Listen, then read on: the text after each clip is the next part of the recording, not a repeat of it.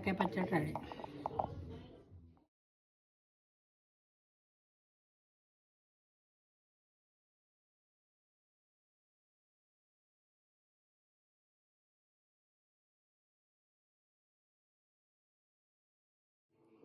కాకరకాయ పచ్చడి చేస్తున్నా. ముందు ఇవి ముక్కలు కోసుకొని ఇందులో కొంచెం ఆయిల్ వేసి ఇది బాగా వేగిన తర్వాత అందులో ఉప్పు, కారం, పసుపు, 2 స్పూన్ కొంచెం నువ్వుల పొడి, కొంచెము ఆవు పొడి, జీలకర్ర పొడి వేసి అన్నీ వేసి బాగా వేగిన తర్వాత కారం వేసి అన్నీ వేగిన తర్వాత కొద్దిగా చింతపండు, కొద్దిగా నిమ్మకాయ పిండుతా.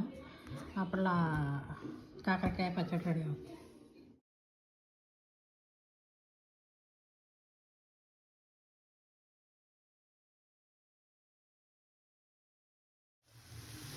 కాకరకాయ వేగిపోయింది.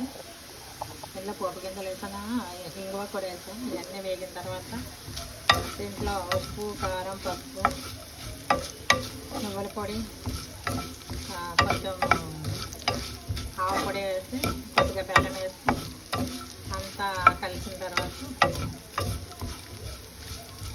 లాస్ట్లో నిమ్మకాయ పిండుకోవాలి. అప్పుడు కాకరకాయ పచ్చడి రెడీ అవుతుంది. కాకరకాయ పోపులు వేగిన తర్వాత కారం, నువ్వుల పొడి, ఆవు పొడి, ఉప్పు, పసుపు, జీలకర్ర పొడి అన్నీ వేస్తాం. ఇవన్నీ కలిపేసుకొని లాస్ట్లో నిమ్మకాయ పిండుకోవాలి. అప్పుడు కాకరకాయ పచ్చడి రెడీ అవుతుంది.